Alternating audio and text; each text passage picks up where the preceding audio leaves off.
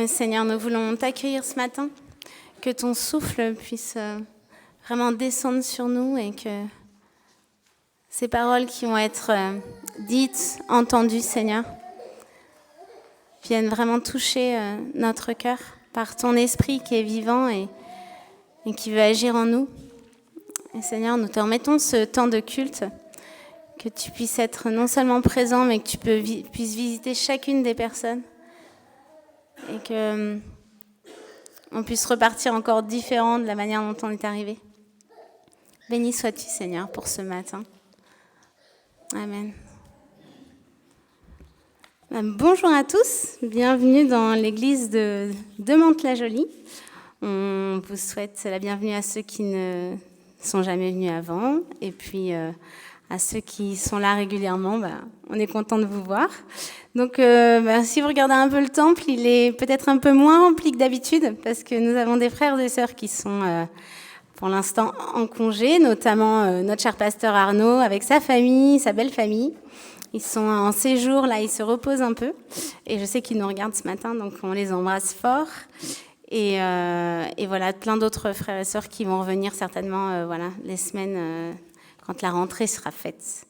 Mais en tout cas, on tenait à vous souhaiter la bienvenue ici, que vous puissiez vous sentir juste libre chez vous, comme à la maison, pour pouvoir louer et adorer le Seigneur ensemble, parce que c'est pour ça qu'on est là ce matin. C'est vraiment pour honorer notre Dieu, qui nous a aimés le premier, et du coup, qui nous invite à pouvoir lui manifester notre amour aussi ensemble.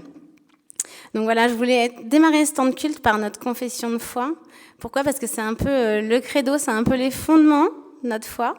Mais aussi, c'est une forme de louange à Dieu, en fait. C'est se rappeler, se remémorer tout ce qui a été fait et tout ce qui fait socle à notre foi, à ce pourquoi on croit en Christ et pourquoi on est chrétien et on le suit. Et je voulais vraiment démarrer par ce credo ensemble. Donc ça va s'afficher. On va faire cette confession de foi ensemble si vous voulez vous lever. Je crois en Dieu, le Père Tout-Puissant, Créateur du ciel et de la terre. Je crois en Jésus-Christ, son Fils unique, notre Seigneur, qui a été conçu du Saint-Esprit et qui est né de la Vierge Marie. Il a souffert sous Ponce Pilate, il a été crucifié, il est mort, il a été enseveli, il est descendu aux enfers. Le troisième jour, il est ressuscité des morts. Il est monté au ciel, il siège à la droite de Dieu, le Père Tout-Puissant. De là, il reviendra pour juger les vivants et les morts. Je crois au Saint-Esprit, la Sainte Église universelle, la communion des saints, la rémission des péchés, la résurrection de la chair et la vie éternelle. Amen. Donc on déclare qu'on croit au Saint-Esprit. Et ça tombe bien, vous pouvez vous rasseoir. Parce que nous allons démarrer une série justement de prédications autour du thème du Saint-Esprit. Ça démarre justement aujourd'hui. Et en fait, on va s'apercevoir que l'Esprit Saint, il a toujours été là. Bien sûr, on s'approche du temps de Pentecôte, donc on sait que ce moment est très significatif dans cette expression de l'Esprit Saint qui vient sur les disciples. Mais en tous les cas, le souffle de Dieu, le souffle dont on a chanté tout à l'heure les merveilles, le souffle, la puissance de Dieu, elle a été là dès le commencement, dès la Genèse. Et en fait, elle a perduré tout le temps de l'Ancien Testament au Nouveau. C'était juste l'ombre des choses à venir. Et nous avons la chance d'avoir vraiment le Saint-Esprit dans nos vies. Et ce qui nous aide aussi chaque jour dans notre vie de chrétien, ce qui nous aide chaque jour à pouvoir avancer avec Dieu en ayant ces révélations. Et je voulais juste partager un petit texte. C'était une étude que j'avais lue et qui était intéressante sur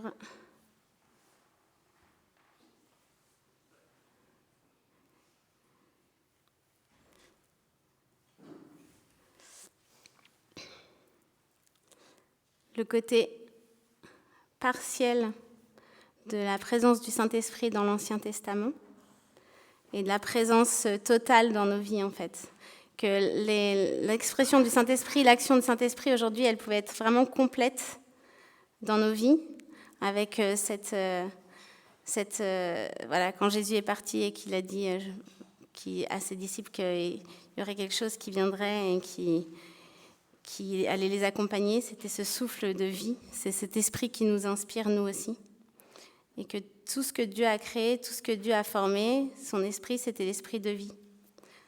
Voilà, donc on appelle le souffle tout-puissant, le bon esprit, l'esprit de sainteté, l'esprit de l'éternel, l'esprit de sagesse, d'intelligence, de conseil, de force, de connaissance, l'esprit de crainte de l'éternel.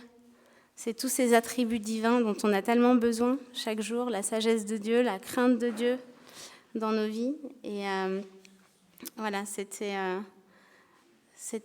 sur ce sujet que Arnaud voulait qu'on partage ces prochaines semaines. Et je pense qu'on a toujours besoin de réentendre l'action de l'Esprit Saint dans nos vies. Je vais continuer par les annonces parce que normalement c'est notre cher Andrea qui fait les annonces, mais aujourd'hui il n'est pas là. Donc pour les annonces habituelles, c'est notre culte qui est donc à 10h45 ici, chaque dimanche. Nous avons également un partage biblique dimanche prochain, je pense, le 14. Mais il n'y a pas Marie-Christine pour partage biblique, voilà, à 14h. Il y a le culte du jeudi matin à 10h, qui est suivi d'une agape ici à l'église. Donc il y a présentiel et Zoom pour ceux qui ne peuvent pas venir, mais il y a un temps de partage également. Je lis en même temps parce que Arnaud, en fait, il est très coquin. Il est en train de nous aider à faire marcher la technique de là où il est. Merci Arnaud. Et du coup, c'est lui qui nous met, prière et exhortation personnelle dans l'ancien bureau du pasteur à 12h30. Alors ça, c'est quand le pasteur ou les personnes, mais je crois qu'il y a Tévi aujourd'hui. Voilà, il y a un temps pour ceux qui ont besoin derrière dans l'ancien bureau du pasteur où vous pouvez demander la prière pour des besoins, des sujets particuliers. Ensuite, le mardi, voilà, c'est ce que j'avais oublié. C'était la prière à 14h au temple et par Zoom. Donc pour ceux qui sont libres le mardi après-midi, vous pouvez venir ici. Il y a des frères et sœurs qui se réunissent pour pouvoir prier ensemble et voilà, partager un temps autour de la Bible. Et le soir, nous, le conseil presbytéral, on se réunit à 21h pour pouvoir prier ensemble pour cette paroisse, pour les besoins de chacun. Et le mercredi, cette semaine, il y aura également conseil de l'entraide. Samuel, tu confirmes, 20h45 ici. Donc oui, il y a bien une réunion pour l'entraide, pour le bureau notamment. Et puis dans les annonces... ah oui, alors samedi prochain, on a réunion de conseil presbytéral à 9h pour ceux qui sont concernés. Et il y a surtout une journée ménage, genre porte ouverte, genre nettoyage de printemps, à partir de 9h30 ici. Donc même si vous pouvez donner qu'une heure de votre temps, c'est super. C'est pour pouvoir un peu faire du gros nettoyage. Et puis il y aura également le week-end des maternelles. Donc c'est le week-end où, avec plusieurs églises, on réunit les enfants dans ce qui s'appelle le petit temple. Et les enfants apprennent à se connaître, ils partent en camp ensemble, mais ils ont aussi des journées ensemble. Et là, c'est un petit week-end pour les enfants de maternelle, du coup, qui sera du samedi au dimanche, 16h30. Et puis, il y a le camp des célibataires à l'Ascension. C'est la cause qu'organise ce camp. Invitez vos amis célibataires. Il manque des hommes peut-être. N'hésitez pas. Et puis l'après-midi, sensibilisation et prière pour les chrétiens nord-coréens. C'est l'église des Mureaux qui organise ça, avec un invité coréen, justement, qui a des témoignages à donner. Et c'est à 15h30. Et puis, à partir du 23 mai, il y a une session Prendre soin de son couple qui va se faire en 5 soirées, je crois, plus un samedi, ou 4 soirées plus un samedi. Et c'est vraiment pour les couples prendre du temps ensemble et parler des sujets profonds et se remettre sur les rails avec notamment ce que dit la Bible par rapport au couple. Et ça, c'est la suite. Super, merci Arnaud et Joshua. On va passer au temps des des offrandes. Et pour ce temps des offrandes, j'avais juste lu ce matin, enfin ça m'a encore interpellée, ces 5 pains et ces 2 poissons. Parce que pour moi, je me suis toujours figurée, je me rappelle enfant avoir entendu ça, 5 pains, 2 poissons, un petit garçon qui a amené ça aux disciples. Et voilà, le Seigneur a multiplié, a complètement nourri la foule avec si peu.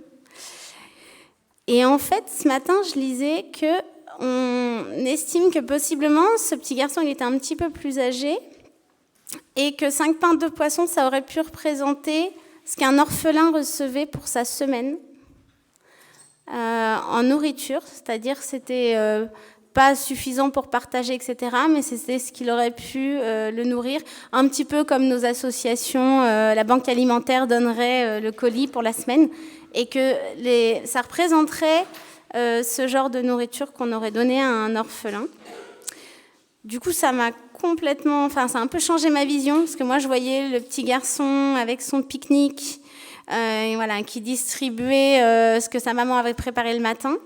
Et là, je me suis dit, si c'est une des interprétations, mais si c'est un orphelin qui donne ce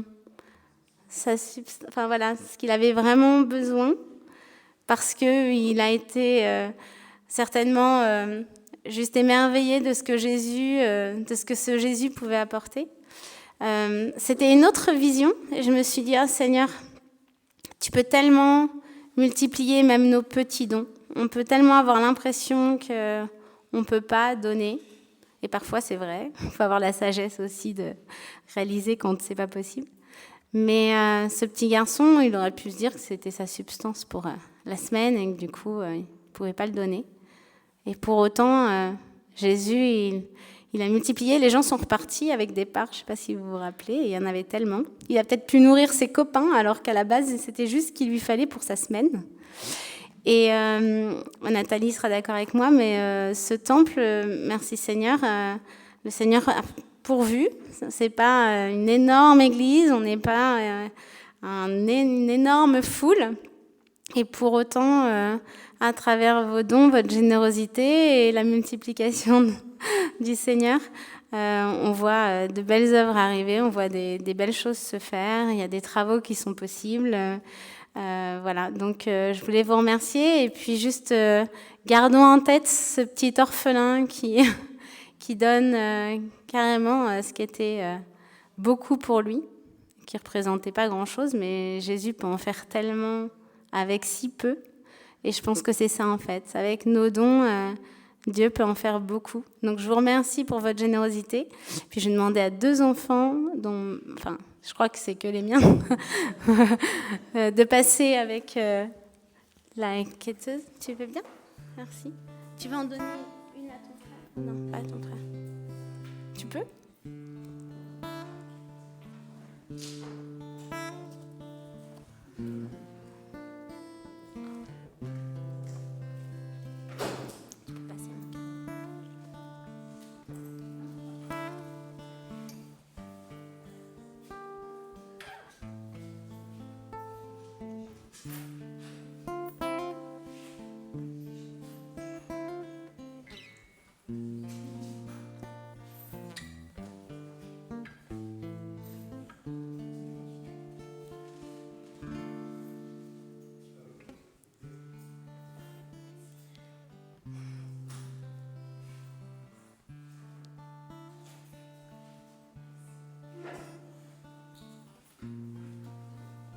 Merci beaucoup. Vous venez là, les gars? Non. On va prier pour les offrandes. Merci Seigneur parce que tu es celui qui nous donne toutes choses en premier lieu.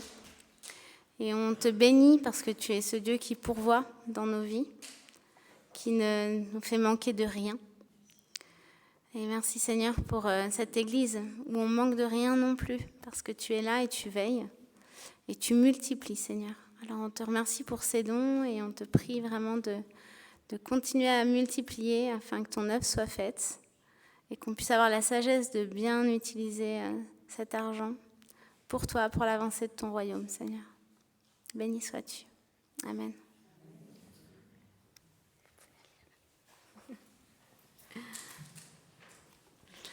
Avant de rentrer dans ce temps de louange, je voulais juste lire un psaume de David, qui était un hymne à la puissance et à la bonté de Dieu. C'est le psaume 145. Je t'exalterai, ô mon Dieu, mon roi, et je bénirai ton nom à toujours et à perpétuité. Chaque jour, je te bénirai, et je célébrerai ton nom à toujours et à perpétuité. L'Éternel est grand et très digne de louange, et sa grandeur est insondable. Que chaque génération célèbre tes œuvres et publie tes hauts faits. Je dirai la splendeur glorieuse de ta majesté, je chanterai tes merveilles. On parlera de ta puissance redoutable, et je raconterai ta grandeur, qu'on proclame le souvenir de ton immense bonté et qu'on célèbre ta justice. L'Éternel est miséricordieux et compatissant. Il est lent à la colère et plein de bonté. L'Éternel est bon envers tous, et ses compassions s'étendent sur toutes ses œuvres. Toutes tes œuvres te loueront, ô Éternel, et tes fidèles te béniront. Ils diront la gloire de ton règne, et ils proclameront ta puissance, pour faire connaître aux fils de l'homme ta puissance et la splendeur glorieuse de ton règne. Ton règne est un règne de tous les siècles, et ta domination subsiste dans tous les âges. L'Éternel soutient tous ceux qui tombent, et il redresse tous ceux qui sont courbés. Les yeux de tous espèrent en toi, et tu leur donnes la nourriture en son temps. Tu ouvres ta main, et tu rassasies à souhait tout ce qui est ta vie. L'Éternel est juste dans toutes ses voies, et miséricordieux dans toutes ses œuvres. L'Éternel est près de tous ceux qui l'invoquent, avec sincérité. Il accomplit les désirs de ceux qui le craignent, il entend leurs cris et il les sauve. L'Éternel garde tous ceux qui l'aiment, et il détruit tous les méchants. Que ma bouche publie la louange de l'Éternel, et que toute chair bénisse son saint nom, à toujours et à perpétuité. Seigneur, merci pour ta parole qui nous purifie. Pardon parce que tant de fois, c'est vrai, nous tombons. Seigneur, tant de fois, notre chair prend le dessus et nous ne faisons pas forcément ta volonté, Seigneur. Mais d'un cœur qui se repent sincèrement, tu l'écoutes, Seigneur, tu lui tends les bras, tu es bon pour le pardonner. Merci pour ta compassion, parce que tu es lent à la colère avec nous, Seigneur. Tu nous aimes tellement. Tu es grâce envers nous et, Seigneur, nous avons besoin de toi. Pardonne-nous toutes les fois où nos pensées ne sont pas en adéquation avec ta parole, pour toutes les fois où nos actions sont un contre-témoignage. Seigneur, j'ai besoin de toi, j'ai besoin de ton esprit, de ta présence en moi, que toi tu puisses croître et que je puisse diminuer, qu'on puisse, Seigneur Jésus, te laisser la place. Pardon pour nos manquements, pardon pour les fois où on n'ose pas parler de toi. Merci Seigneur pour cet amour qui couvre toutes nos fautes, Seigneur. Cet amour ultime que tu nous as donné avec ton Fils à la croix, Seigneur, chaque jour il se renouvelle pour nous. Et merci parce que ça va être un temps où on va pouvoir te remercier, t'adorer, te louer pour ta grandeur et pour ta compassion envers nous. Prépare nos cœurs, que nous soyons prêts, que nous soyons purifiés, que cette louange soit un parfum de bonne odeur. Amen.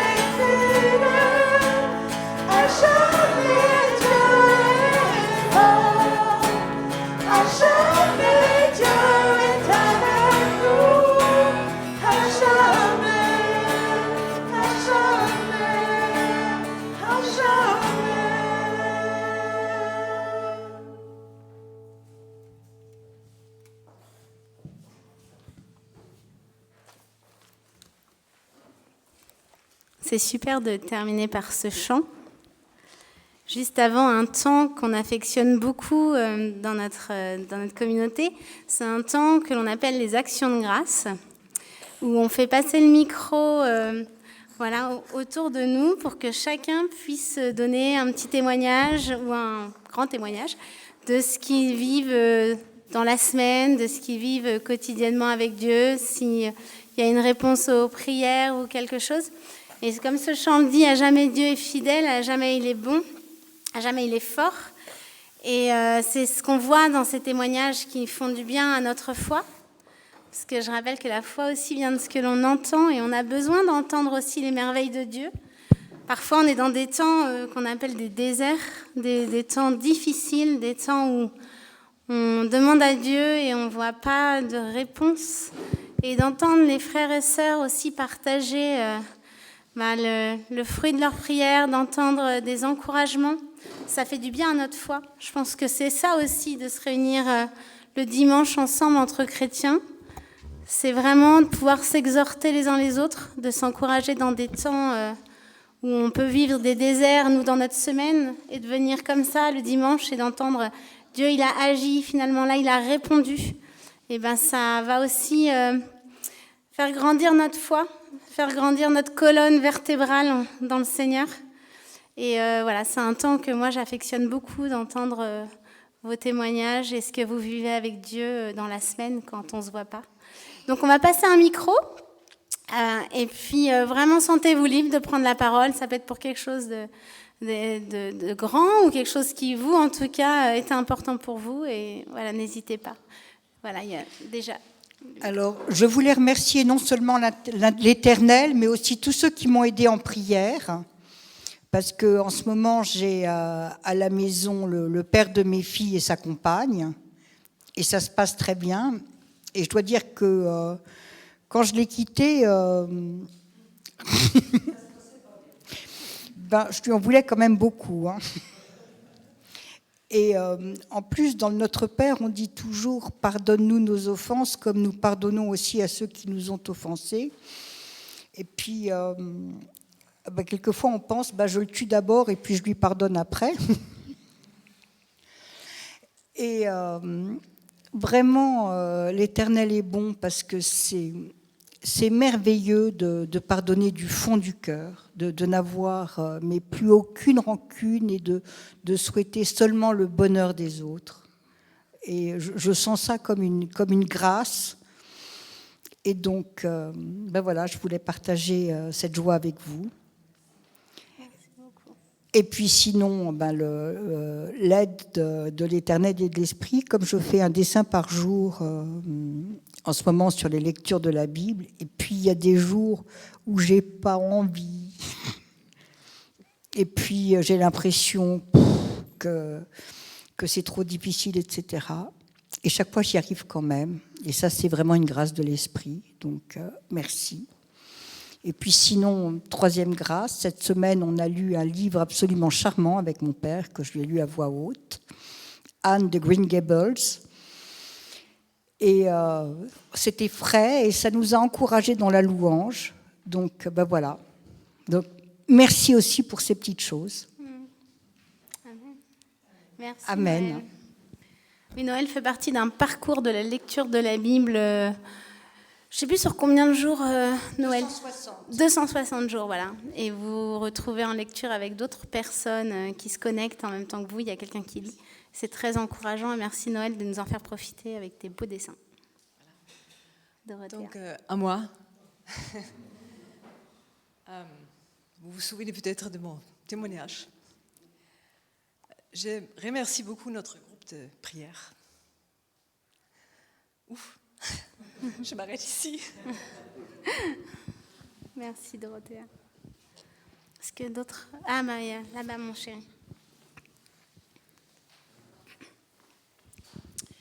Donc, moi, avant de partir au temple, tous les matins, dimanche matin, je regarde toujours sur la 2. Aujourd'hui, il y avait présence protestante. Donc, ça parlait justement de l'endurance. Et souvent, on prie pour nos enfants de plein de choses. Et on est essoufflé, on est fatigué parce qu'on a l'impression qu'il n'y a pas de retour et on est des fois découragé un peu. Mais en même temps, ils ont parlé justement de la foi. Donc, moi, c'est ce que je demande toujours au Seigneur, hein, d'agrandir ma foi, de toujours... Parce que c'est vrai que la chrétienté, c'est quand même... On parle toujours de course chrétienne. On peut être épuisé partout pour les épreuves et surtout... le problème, c'est qu'on nous frappe toujours parce qu'on a de plus cher et c'est les enfants. Donc voilà, donc je prie toujours et je prie aussi en même temps pour les frères et sœurs qui ont des problèmes avec leurs enfants, entre autres Dorothée avec Tamara. Donc voilà, c'est compliqué les enfants. Voilà, et on a besoin vraiment d'être en communauté comme ça pour nous exhorter et d'être toujours présente, ne pas abandonner la course chrétienne. Amen.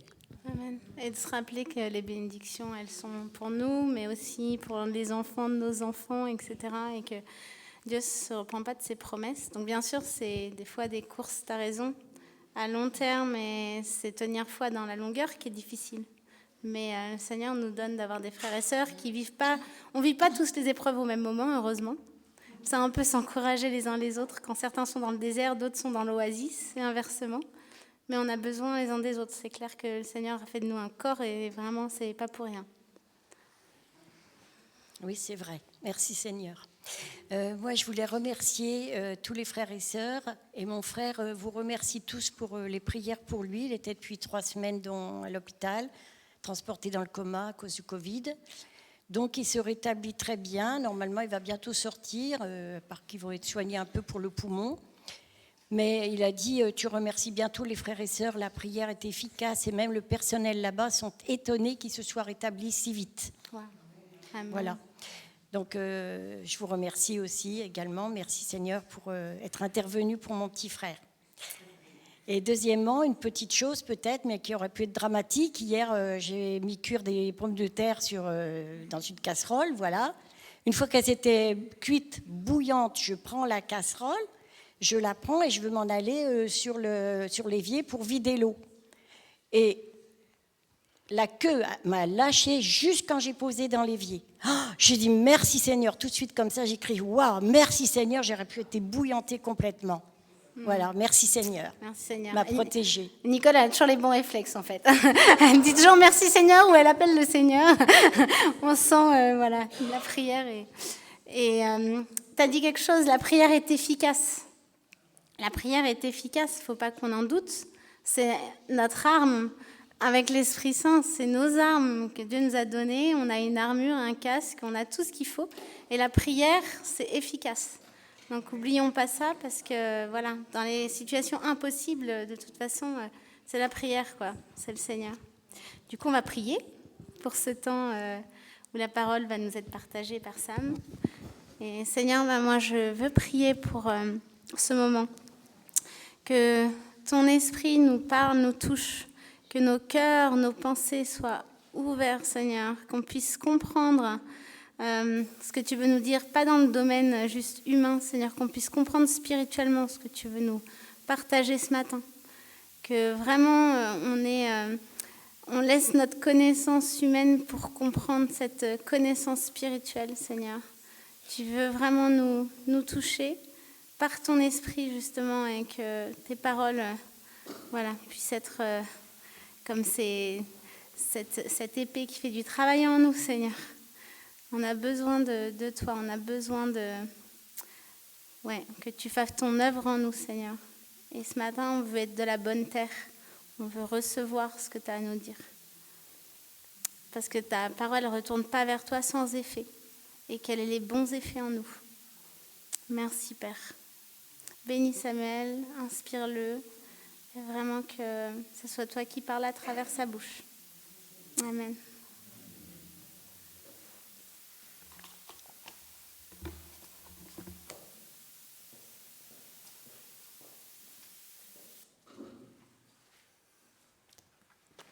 Bonjour à tous. Alors, désolé, on était en communication avec Arnaud. J'espère que c'est bon. J'ai éteint la petite machine derrière. Donc il n'y a plus de bruit. Arnaud est là. Bon, ça a l'air de fonctionner. Il nous surveille. Voilà, je suis très heureux de pouvoir être avec vous ce matin et parler avec vous. Vous voyez, j'apprends des grands maîtres. Marie-Christine, tu vois, je fais comme toi, je mets sous... voilà. Je me perfectionne chaque dimanche, j'apprends des grands. Comme ça, je vais moi m'emmêler les pages. Qui a regardé la télé hier? Pas beaucoup. On est bien en France. On n'est pas en Angleterre.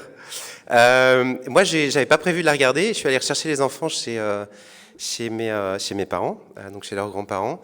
Et puis, il y avait à la télé le couronnement, Charles et Camilla. Et alors, je voulais mettre une photo, là, une belle photo de nos amis Charles et Camilla, qui sont là. Désolé pour ceux qui voient sur webcam. Je voulais pas l'impression que je mette des opinions politiques dans une église, donc je le garde sur mon iPhone. Mais évidemment, ça a marqué beaucoup. Et c'est intéressant, ce voyage dans le temps, avec 15 kilos de velours de diamants et d'or sur la tête, là. Et les grandes tuniques, même si ça a été très, comment ils ont dit, épuré, ça reste quand même assez impressionnant à voir et ça nous plonge un peu dans nos cours d'histoire. Mais ce qui est drôle, c'est que j'avais pas du tout pensé à cet événement-là quand je voulais vous parler de la royauté et de l'histoire des rois de la Bible, parce que on est en mai, le thème c'est le Saint-Esprit. Donc on va avoir une série de prédications sur le Saint-Esprit. Et puis moi j'avais envie de parler un petit peu des mentions de l'Esprit dans l'Ancien Testament. Et quand on pense au couronnement de Charles III donc, et de Camilla, comme roi et reine du royaume et des 14 États souverains du Commonwealth, d'ailleurs ça passait chez ma mère parce que ma mère elle est très fan de tout ce qui est anglais, de la reine Elisabeth, de son flegme légendaire, de tous ses chapeaux colorés et des tasses de thé. Mais alors voilà, Charles III, il devient roi le 8 septembre 2022, à la mort de sa mère, la reine Elisabeth. Dans l'histoire britannique, d'ailleurs, c'est l'héritier apparent qui a attendu le plus longtemps. 73 ans. Ça fait une longue attente pour être roi. Et c'est pas tout, parce qu'il est devenu roi donc, le 8 septembre, d'un point de vue légal. Mais en fait, il a été couronné qu'hier. Donc il y a eu encore 8 mois, un peu d'attente. Un peu comme pour nous, le mariage, on peut le faire en civil, mais bon, on attend quand même le moment à l'église où on se dit, ça y est, quoi. Là, on est mariés. Mais voilà, donc ça a été une attente. Mais le moment hier, on a senti que c'était extrêmement important, c'était fondamental, surtout pour un roi et sa relation avec Dieu. Et puis on connaît bien, pour nous, dans l'histoire de France, le roi est la représentation de Dieu, l'envoyé, le messager de Dieu sur terre. Enfin, c'est pas ça, mais en tout cas, c'est le symbole qui est derrière. Et donc c'est hier qu'on a vu le prêtre, l'archevêque anglican Justin Welby, qui au passage est un grand ami des Parcours Alpha, et qui s'est lancé dans sa relation profonde avec Dieu pendant un Parcours Alpha, après la perte de sa fille, après le décès de sa fille. Il était dans la pétrochimie, en France d'ailleurs, il a travaillé en France. Et après, il est allé dans un Parcours Alpha en Angleterre, et il s'est vraiment lancé dans le ministère à plein temps. Il est devenu archevêque de Canterbury, et il a eu la joie de faire le jubilé de la reine, et hier, donc le couronnement du roi. Charles III, hier, pendant la cérémonie, il a voulu qu'il y ait beaucoup de leaders religieux, de foi différentes, des hindous, des musulmans, qui fassent une bénédiction pour lui, mais n'empêche que le moment de l'onction, ça a été fait par cet archevêque chrétien, derrière un petit tissu, là, un rideau qu'on ne voyait pas, et donc il y a eu l'onction, où il a mis de l'huile qui a été faite et pressée à Jérusalem, sur la tête du roi pour ce moment d'onction. C'est la représentation de la bénédiction de Dieu, de l'Esprit de Dieu, qui descend sur le souverain. Et donc, on va voir ça parce que c'est tout à fait ce qui se passait à l'époque du roi David. Donc, j'ai envie de vous parler un petit peu aujourd'hui. Mais ça m'a marqué. Je trouvais le timing excellent puisque ça s'est fait hier. J'avais pas du tout prévu ça. Alors, la série de prédications qui va suivre, je pense qu'évidemment, on va parler du Saint-Esprit, de sa personne en tant que membre entière de la Trinité, de ses qualités de messager, de guide, de consolateur, de son action dans le monde, de son action dans la vie de milliards de chrétiens à travers le monde, de sa capacité à remplir un chrétien de foi, d'amour, de charité, de sagesse, de patience, de folie divine aussi, d'espérance et de zèle. Quel programme formidable. Chrétien rayonnant, n'est-ce pas? Surtout le dimanche matin. Le lundi matin, on ne sait pas trop, j'espère aussi. Mais en tout cas, c'est pas toujours facile, parce qu'on disait de Nietzsche, vous connaissez le philosophe Nietzsche, qui a grandi dans une famille chrétienne, religieuse, et pourtant, il s'est écarté volontairement de la religion qui, selon lui, emprisonne l'homme, l'empêche de s'épanouir pleinement. Et donc, ce philosophe a consacré toute sa vie à transformer l'humanité pour la rendre plus forte sans Dieu, donc plus libre sans Dieu, plus heureuse en se libérant des croyances et des préjugés. Et bien, ce Nietzsche, qu'est-ce qu'il a dit? Il a dit une phrase qui est assez connue.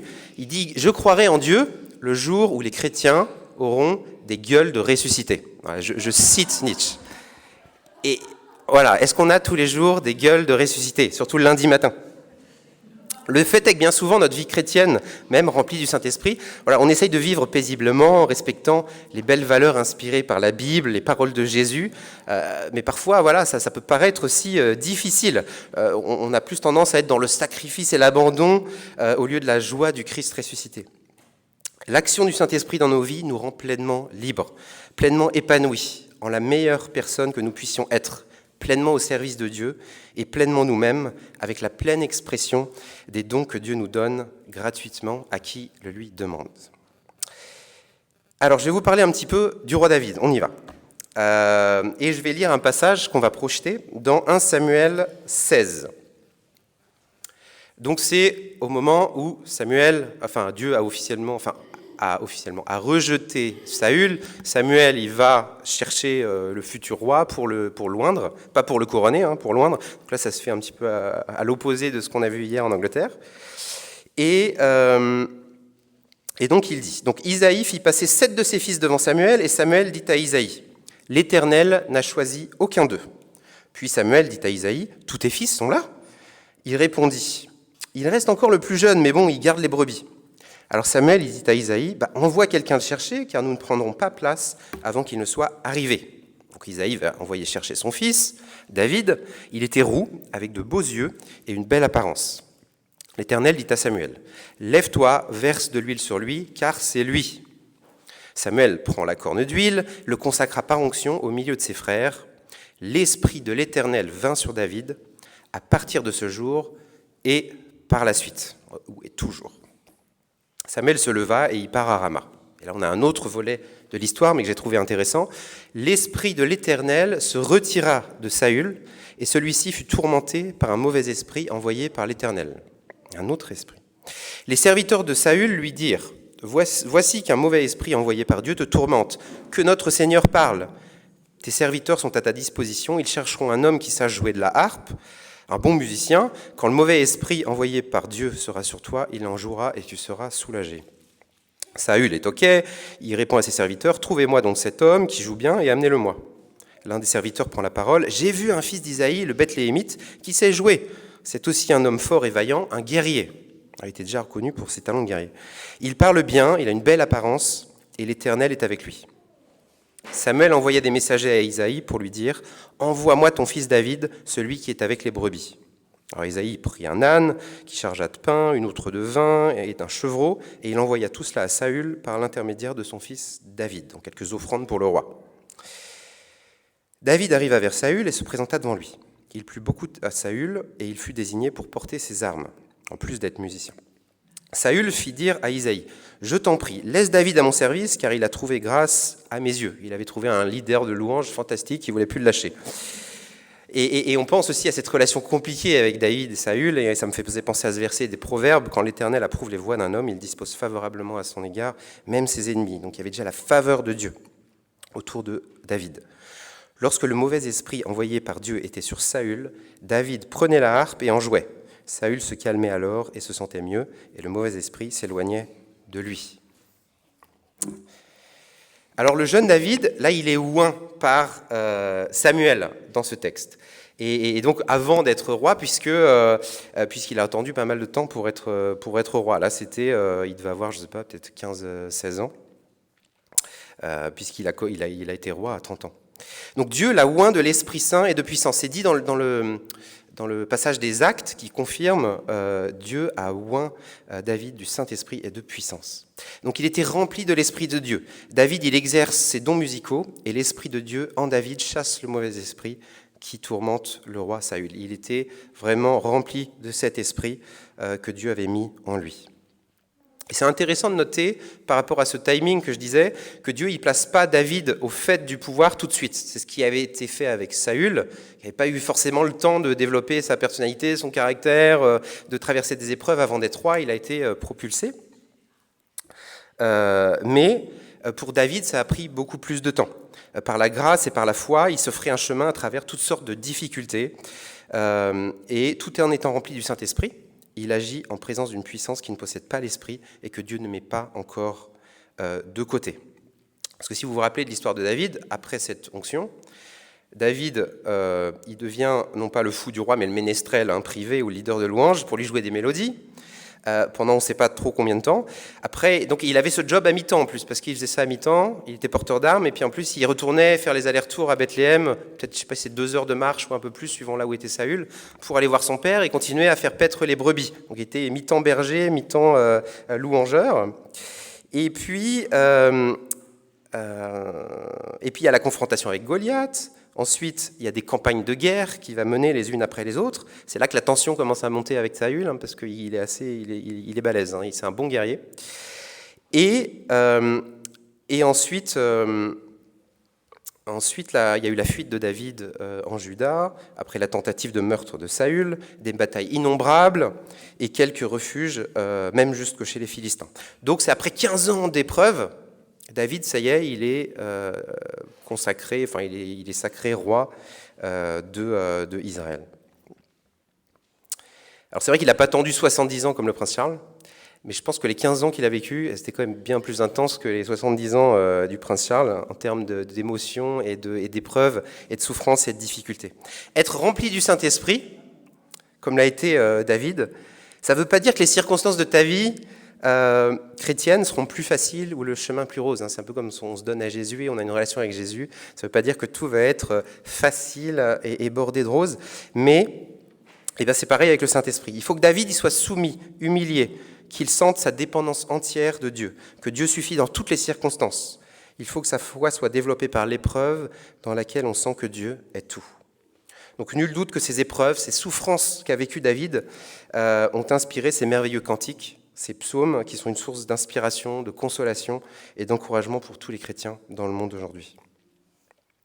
Alors je vais rapidement passer aussi d'autres personnages de l'Ancien Testament où on voit que le Saint-Esprit, il vient sur des personnes précises à certains moments pour des tâches précises. Et on voit bien qu'à la lecture de certains de ces textes, la venue du Saint-Esprit, c'est pas qu'une impression, un sentiment, mais c'est une réalité concrète qui fait changer les choses. Je ne peux pas m'empêcher de parler de son fils, David, qui est le roi Salomon, qui est mon personnage préféré, après Jésus, qui est mon personnage préféré de la Bible, où il fut rempli de sagesse par Dieu. Bon, là, on était entre le don de Dieu extraordinaire d'intelligence et puis aussi cet esprit répandu sur lui pour vraiment miraculeusement avoir des paroles de sagesse qui influençaient le monde entier de son époque et qui ont marqué vraiment cette génération jusqu'à aujourd'hui. En Exode aussi, il y a l'Esprit de Dieu qui vient sur un homme qui s'appelle Bessalel pour en faire un artiste, un artisan. Si on lit, j'ai choisi Bessalel, je l'ai rempli de mon esprit, pour le rendre très habile et intelligent. Il connaît toutes sortes de techniques, il sait élaborer des projets, travailler l'or, l'argent et le bronze, ciseler les pierres précieuses et les monter, sculpter le bois, en un mot, il sait tout faire. Alors bien sûr, on peut être un grand artiste sans être chrétien, mais avec et par l'action de l'esprit, le résultat est différent. L'œuvre a un impact différent, notamment sur le plan spirituel. Vous voyez Jean-Sébastien Bach ou Handel, le compositeur allemand. Handel avait eu un accident cardiovasculaire, donc il était paralysé d'un côté, sa vision était trouble, détériorée, et pourtant on lui a demandé de mettre quelques passages en musique, et c'est là qu'il a créé en seulement 34 jours le Messie de Handel. Et il dira lui-même, j'ai eu le sentiment de voir le ciel ouvert, de contempler la force, la face même de Dieu. Et il y a un biographe qui dira de lui, le Messie de Handel a probablement davantage contribué à convaincre des milliers de personnes que Dieu existe que tous les textes théologiques jamais rédigés. L'Esprit de Dieu peut vous aussi vous remplir, vous équiper, quelle que soit votre activité. La Bible elle donne plusieurs exemples, comme celui de Gédéon, qui prend place dans un contexte de guerre qui est assez difficile. Et le texte, il dit, le Seigneur se tourna vers lui et lui dit, avec la force que tu as, va délivrer Israël de nos ennemis. C'est moi qui t'envoie. Ouais, je t'en prie, Seigneur, répondit Gédéon, comment pourrais-je sauver Israël? Mon clan est le plus faible de la tribu de Manassé et moi, je suis le plus jeune de ma famille. Un petit peu comme David, qui n'était pas le plus impressionnant de sa famille. Eh bien, autrement dit, il dit, Seigneur, tu te trompes, je n'ai pas les qualités d'un chef, je ne vais pas y arriver. Mais le texte poursuit, mais l'Esprit du Seigneur s'empara de Gédéon. Et donc il y a eu toutes les victoires qu'on suivit. Dieu choisit quelqu'un qui n'était pas doué naturellement, il l'utilise pour libérer son peuple. On a aussi le passage de Samson. Et ce texte qui dit, quand il arriva à Léhi, les Philistins vinrent à sa rencontre avec des cris de triomphe. Alors l'Esprit du Seigneur s'empara de Samson. Les cordes qui liaient ses bras et ses mains cédèrent aussi facilement que du fil de lin brûlé. L'Esprit du Seigneur donne à Samson la force de se libérer des liens physiques qui le ligotaient. Ça m'a fait penser, hier, on a fait péter des pétards pour la première fois avec les enfants. On allait en acheter, on les a fait exploser dans la forêt. C'est vrai que ça brûle vite, les fils de pétards, et ça a une sacrée action. En fait, souvent, ce qui est décrit physiquement dans l'Ancien Testament se trouve réalisé spirituellement dans le Nouveau Testament, dans notre vie. Nous ne sommes peut-être pas réellement liés par des cordes, mais beaucoup d'entre nous sont liés par d'autres manières, par l'addiction, par la drogue, par l'alcool, par la jalousie, par la colère, la luxure, la peur, par des pensées destructrices. Toutes ces choses peuvent avoir une réelle emprise sur nos vies. Mais quand l'Esprit de Dieu vient sur une personne, il lui donne le courage, la puissance de briser ses liens. Et enfin, un texte du prophète Ésaïe, qui sera repris pour décrire l'œuvre de Jésus. « L'Esprit du Seigneur Dieu est sur moi. Il m'a consacré pour apporter une bonne nouvelle aux pauvres. Il m'a envoyé pour guérir ceux qui ont le cœur brisé, pour annoncer aux déportés, vous êtes libres, et à ceux qui sont en prison, vous allez recevoir la lumière du jour. Il m'a envoyé pour annoncer, c'est l'année où vous verrez la bonté du Seigneur. Il m'a envoyé pour redonner de l'espoir à ceux qui sont en deuil. » En somme, ce qui se passe dans l'Ancien Testament, évidemment, préfigure ce qui se passe avec la venue de Jésus. Ce qui était en réalité dans l'Ancien Testament, dans le domaine matériel, se retrouve souvent dans le Nouveau Testament comme une réalité spirituelle. Ce sont les prémices de ce qui est pleinement accompli en et par Jésus-Christ. Et toutes ces promesses, le Saint-Esprit nous les fait vivre en nous transformant. Moi, mon témoignage personnel, j'avais donc vécu dans une famille chrétienne, j'ai vraiment voulu recevoir le baptême à l'âge de 15 ans, j'ai vécu des belles expériences avec Dieu, et je pense que j'avais pas tous les jours une gueule de ressuscité, mais j'étais, voilà, je vivais ma relation avec Dieu. Et un jour, j'ai rencontré, à la fin du lycée, j'ai rencontré une personne qui est devenue mon ami, qui s'appelait Emmanuel, et c'était assez fou parce que il était plein de joie, il était un peu fou, il était un petit peu comme un prophète, là, avec sa barbe, ses longs cheveux, et il était plein de joie, plein de vie, et il m'attirait vraiment dans sa foi. J'ai parlé avec lui, puis en plus il me dit qu'il est catholique. Je suis quoi, sérieux? Et voilà, il vivait vraiment sa relation. Il était rempli du Saint-Esprit, il vivait sa relation avec Dieu d'une autre dimension, et qui se manifestait dans tous les domaines de sa vie.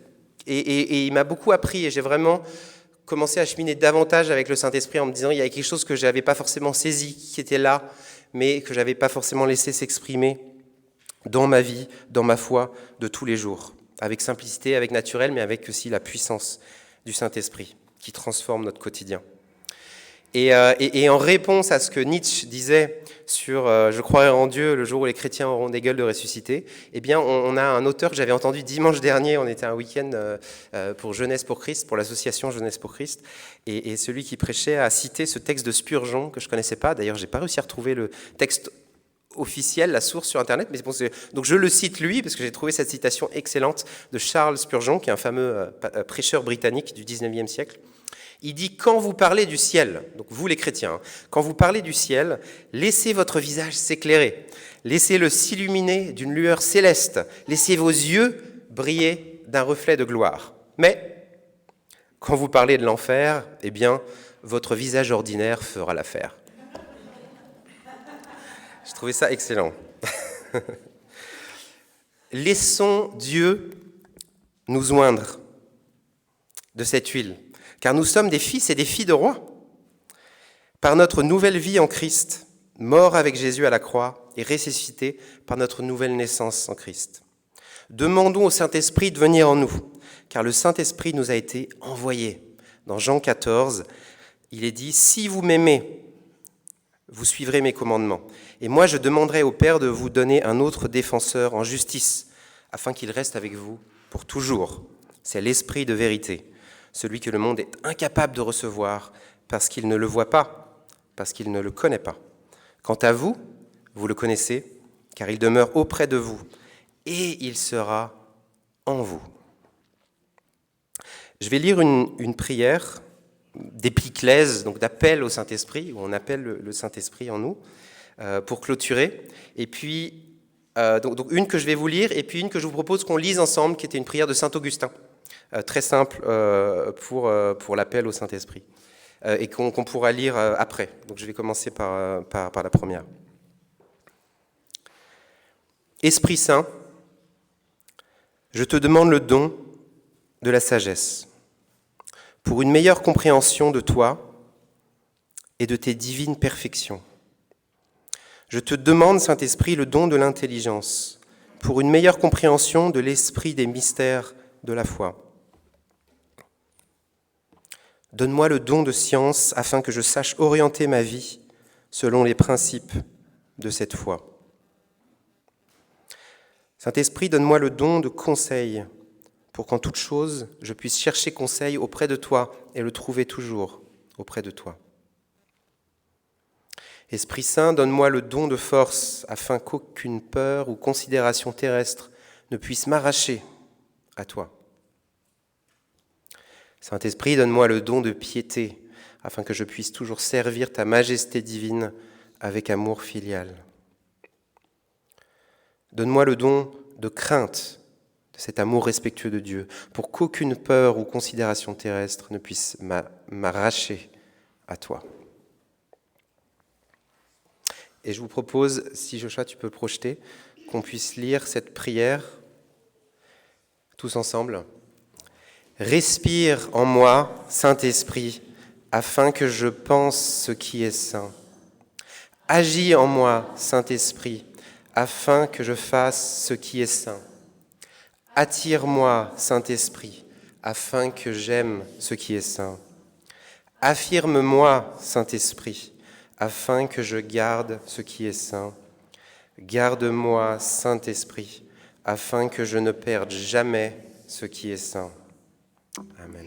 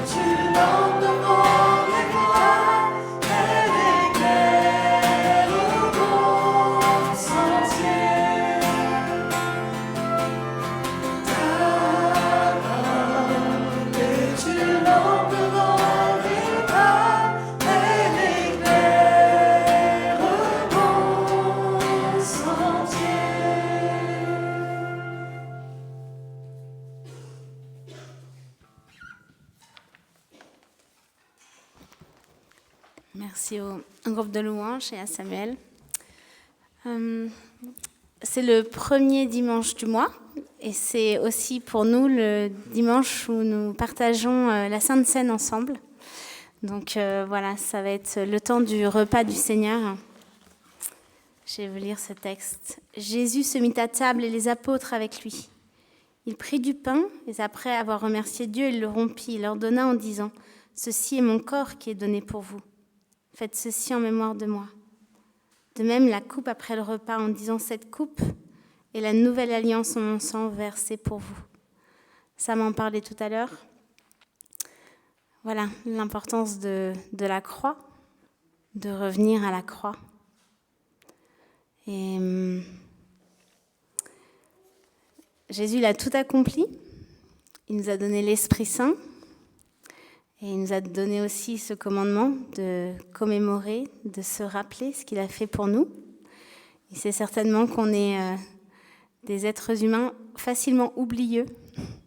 Et on a besoin de se remémorer le repas du Seigneur. On a besoin de se rappeler de ce sacrifice qu'il a fait pour vous, pour moi, sur cette croix où il a tout accompli.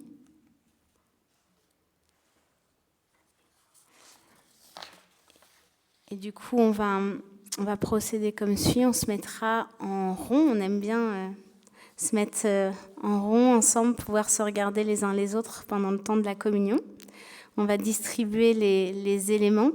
Et en général, ce qu'on essaye de faire, c'est de s'attendre pour pouvoir le partager tous ensemble, en même temps, d'un seul cœur. Donc, que ceux qui sont invités à cette table prennent cette Sainte Seine avec, en sachant que c'est une réelle joie et une bénédiction. Que ceux qui reconnaissent en lui le Seigneur et désirent partager son repas puissent se mettre dans cette ronde. Et puis ceux qui ne souhaitent pas, c'est pas grave. En fait, on va passer devant vous et on va vous bénir de toute façon. Personne n'est exclu du corps du Christ. Je vais appeler juste Tévi et Nathalie pour pouvoir distribuer. Et je vous invite à vous mettre en rond.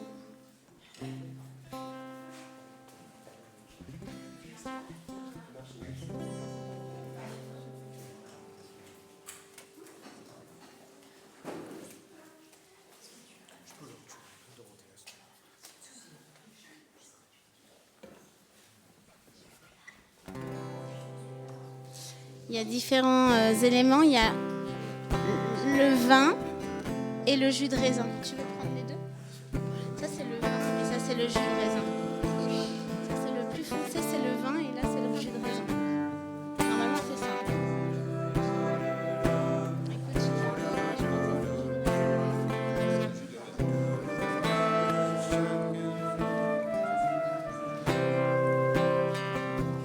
Le Seigneur nous a aimés comme l'on n'a jamais aimé. Il nous guide chaque jour comme une étoile.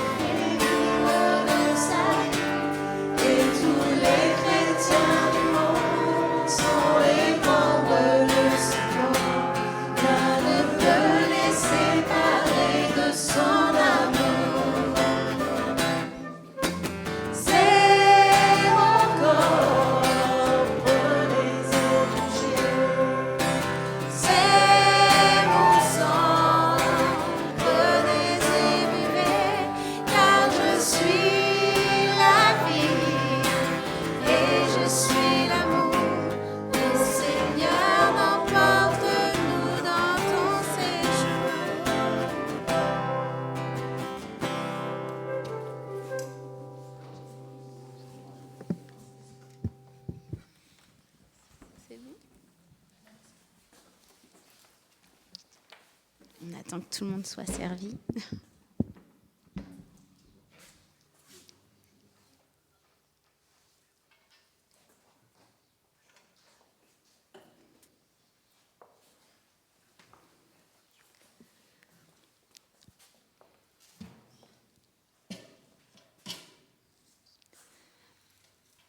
Le pain que nous partageons est communion au corps du Seigneur Jésus-Christ. Vous pouvez manger.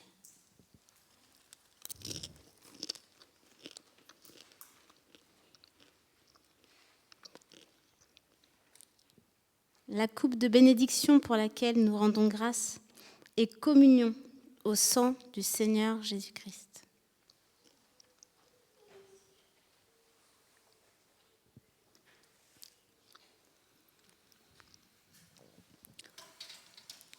Ouais, Père, nous sommes tellement reconnaissants pour ce pain de vie, pour ce sang que tu as versé pour nous, Seigneur. Ce sang qui nous purifie chaque jour. Merci pour ce pain avec lequel nous n'aurons plus jamais faim, parce qu'il nous rassasie. Ce pain, c'est ta parole, c'est toi, Seigneur.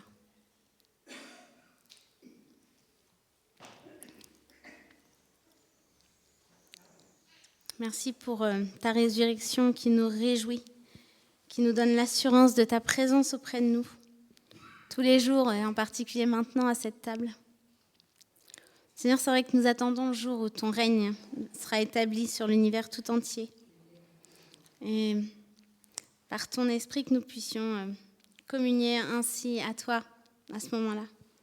Seigneur, donne-nous de porter la paix, l'espérance, de porter cette bonne nouvelle à tous ceux qui ne la connaissent pas encore, Seigneur. Et ensemble que nous puissions prier cette prière que Jésus a enseignée à ses disciples. Notre Père qui es aux cieux, que ton nom soit sanctifié, que ton règne vienne, que ta volonté soit faite sur la terre comme au ciel.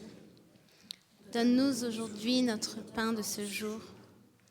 Pardonne-nous nos offenses, comme nous pardonnons aussi à ceux qui nous ont offensés. Et ne nous laisse pas entrer en tentation, mais délivre-nous du mal, car c'est à toi qu'appartiennent le règne, la puissance et la gloire, pour les siècles des siècles. Amen. Merci bien. Je vous invite à reprendre votre place. On va faire cette prière d'intercession avant de donner cette bénédiction d'envoi et puis de chanter un chant ensemble.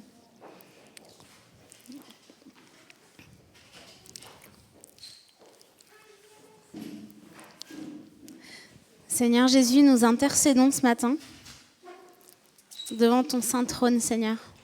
Parce que ce monde est désespéré. Il a besoin de toi, Seigneur. Ce monde a cruellement besoin de toi, il ne le sait même pas. Seigneur, je te prie que nous puissions être ces lumières, cette espérance, cette joie dont on vient de parler, Seigneur. Que ton esprit puisse nous utiliser dans nos familles, notre voisinage, auprès de nos enfants, auprès de nos collègues, Seigneur, afin que cette espérance grandisse. On entend des cris de guerre, on le sait, Seigneur, ta parole nous a prévenus. On entend des gémissements, on entend des faits divers terribles chaque jour, Seigneur. Ce monde a cruellement besoin de ton amour. Il est désespéré, il est mal en point, il souffre, il est plein de haine, plein de vengeance, il a besoin de ton pardon. Il a besoin, Seigneur, de vivre cette libération en toi. Seigneur, il y a des gens qui n'ont rien chaque jour, qui se demandent ce qu'ils vont manger. Ils vivent pas cette générosité, ils vivent pas ils vivent cette précarité. Et Seigneur, ils ont besoin de toi. On intercède auprès de toi, Seigneur, afin que ta lumière vienne à travers nous chrétiens, que nous puissions encore plus prendre nos responsabilités, réaliser quel impact on peut avoir dans ce monde. Et Père, on a vraiment besoin de ton esprit qui souffle, ta paix. On a besoin de ta paix là où il y a la guerre, la division, aussi bien au sein des familles. Des fois, ça n'a pas besoin d'être en Ukraine. La guerre, elle peut être là, juste dans des familles qui se déchirent, des couples, au travail, avec des collègues, des choses difficiles. Seigneur, donne-nous de garder cette foi en toi, pour qu'on puisse être vraiment solidement ancrés, qu'on puisse avoir ces bons conseils dont parlait Samuel, inspirés par ton esprit, qu'on puisse être ses soutiens, qu'on puisse voir les besoins, que ton esprit nous inspire. Des fois, la pauvreté ne se voit pas extérieurement, mais que tu puisses nous inspirer pour qu'on puisse aider ce prochain qui a besoin. Seigneur, on te prie pour cette ville également. On te prie pour Mantes-la-Jolie, pour tout ce qui s'y passe, pour la violence, la misère. On te prie que ce temple il soit aussi une oasis, que les gens viennent se rafraîchir, viennent te découvrir, Seigneur. On te prie pour nos paroissiens qui traversent des déserts, qui ont des difficultés dans leur vie, qui vivent des temps de maladie, de deuil, et qui ont besoin, Seigneur, de te voir agir, qui ont besoin parfois de ce souffle, extra souffle pour continuer la course, Seigneur. Remplis-les, saisis-les, donne ta force. Vraiment, Seigneur, on t'implore. Montre-toi, glorifie-toi, honore-toi, que vraiment tout ce qu'on a chanté ce matin, on puisse continuer à le vivre. C'est pas juste il y a 2000 ans que tu es ressuscité. Ton esprit de résurrection, il est encore là, présent, il vit en nous, à travers nous. Et qu'on puisse vraiment s'en saisir. Fais-nous grandir et que nous puissions diminuer, Jésus. Oui, Seigneur, c'est vraiment ma prière ce matin. Et on va bientôt prendre ce chant de bénédiction et d'envoi.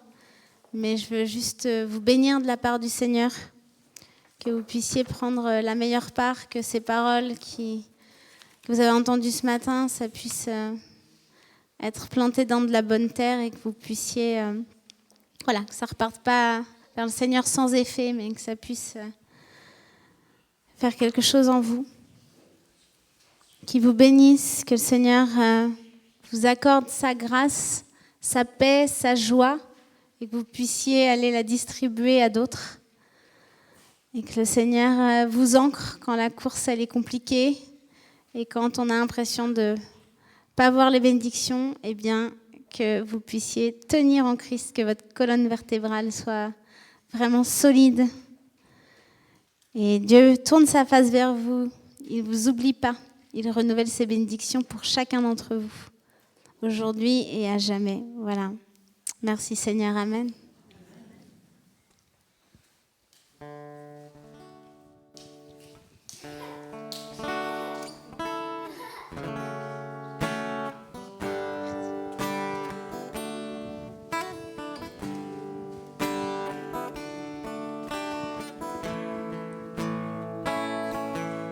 Tu es ma force, ma consolation,